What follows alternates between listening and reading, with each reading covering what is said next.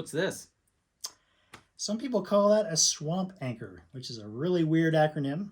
It stands for shelf without a master point. If you know a better one, let me know. We'd love to hear a better name for this. Kind of an old school way to make a redundant load distributed anchor. Oh, we broke one strand, but you're still on the other loop. That's pretty cool. Kind of been replaced by the girth hitch master point, but one kind of cool thing about this is it lets you make a 2-point anchor if you only have a 60-centimeter sling. One question about this is how much, if any, does this not weaken this anchor? We're going to find out. Why does everyone open their mouth when I say that? Good enough for me to do anything on for climbing. I'm impressed. Which is pretty darn close to the 21 kilonewtons of the regular sling. So that knot is clearly not having much of an impact on the strength. While John's setting up the next one, how strong is strong enough for an anchor? If you are trying to have a strong, redundant, equalized, no extension type of anchor, serene, then how strong is strong enough? Well, if it's as strong as the carabiner you're putting on it, super good enough. If you make it twice as strong as the carabiner you're putting on it, it's great, but it's not necessary. It also meets the redundant requirement and very little extension. Let's break this. Oh, wow. Okay, that was 6 kilonewtons. Let's see if we can untie this. All right, John. Go for it. So you do that, and then you just grab 2 of those strands. We'll do those 2, right? Usually you rotate it so the knot is kind of away from the rock, kind of like top, so it's not, the knot's not abrading against. Gotcha.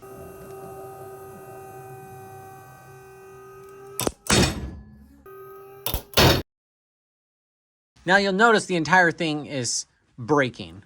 It's not redundant when you're taking it to 20 kilonewtons. It's redundant if one of these sides were to get cut by a rock, magically falling on your anchor, not hitting you or your partner, causing other problems. Let's test nylon.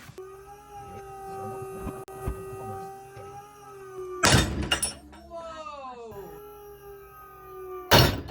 Whoa. Hey, John, come get this knot out. Oh, you there, Mr. Steel Fingers. 3094.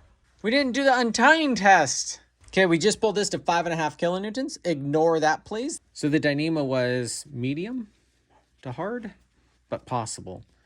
This, after being pulled to 6, is actually pretty easy to untie. So this, this is actually a stronger anchor and easier to untie when you do this in a nylon sling. What happens if that got cut? Oh boy. It started to roll at 3 and then a little bit less, but that requires a constant load. There's not always a risk of this getting cut, but let's say this was a cam and you had 2 cams here, or 2 sets of 2 cams, and this came out. We're gonna leave the carabiner intact and see what happens if this cam magically fell out.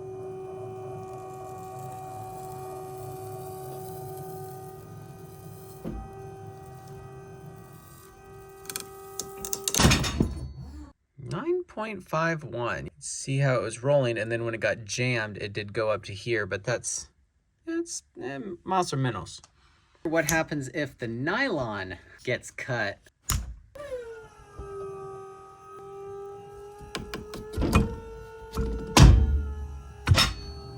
Well, it's still unrolled, albeit at a higher force. Okay, what happens if a cam comes out on nylon?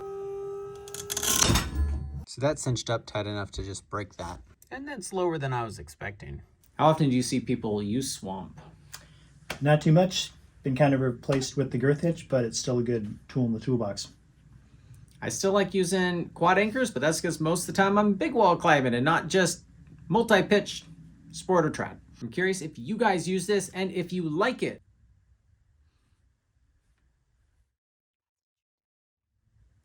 Yeah, this is what I'm doing.